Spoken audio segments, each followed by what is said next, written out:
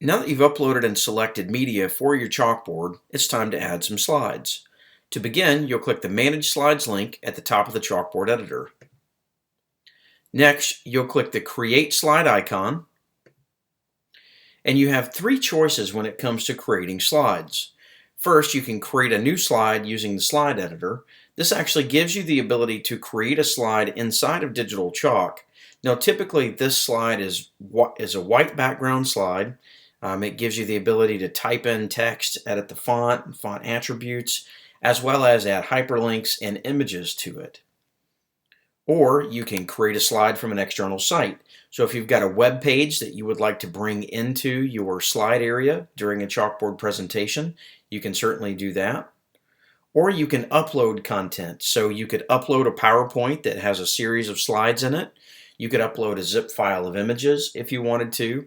Just keep in mind that when you upload a PowerPoint or you upload these images, they are in fact static images, meaning that if you had a PowerPoint with some slide transitions, things of that nature in there, it does convert it to static flat images.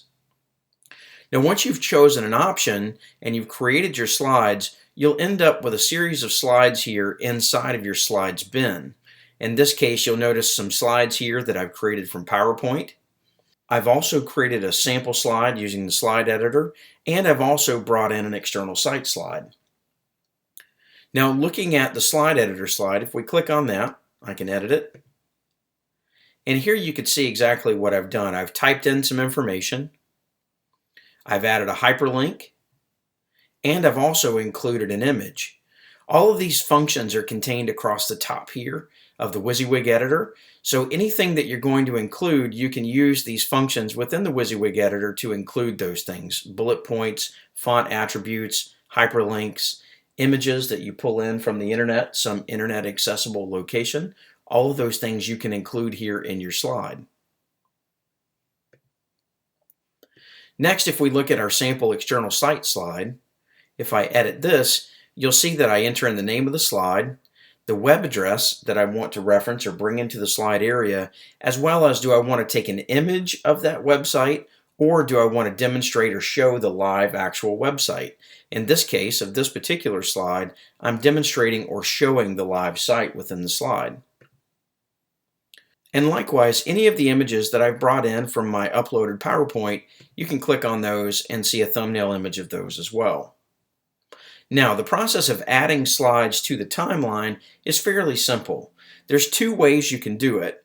In some cases, people like to storyboard their content, meaning that they've listened to their media file, they know exactly where and what time they want each of their slides to display, so they'll simply go through the list of clicking on a slide and entering in the begin time. That's the time in the media file that you want that media to actually be displayed. So let's say that we wanted this particular slide to show up at the very beginning of our chalkboard presentation. If I click on the slide here in the slide bin, you'll notice that under the thumbnail image you have a begin time and then there's an add action button. So what I can do if I wanted this to show up at the very beginning of our presentation, since our timeline is currently set, or our player progress bar is currently set at 00, which is the very beginning, I can simply click the add action button to add that slide to the timeline at the very beginning. Now when I do that, you'll notice I get a thumbnail image here on the timeline view that shows me where that slide is positioned. And also if I mouse over it, you'll notice that the slide title shows up in the mouse over as well. So let's click on slide 2. Let's add that slide at 20 seconds. So I just simply click in the begin area, type in my begin time, and click the add action button. There again, you'll see that slide show up at 20 seconds. Now let's say I decide that 20 seconds is too long.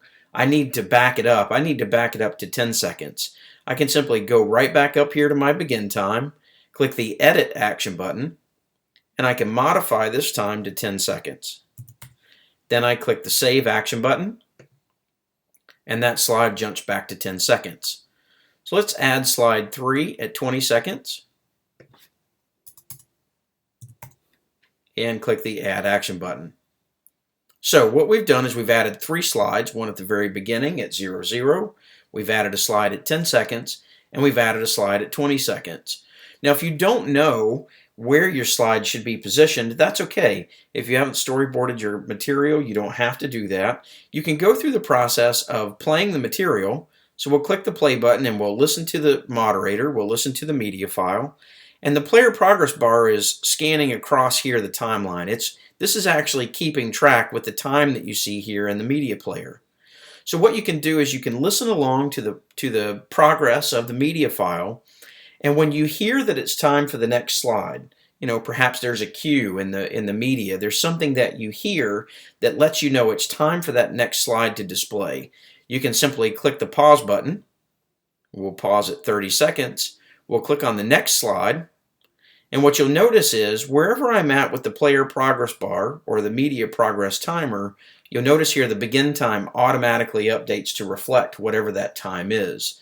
So I can simply click the Add Action button to add that slide to the timeline, and there we see it pop up.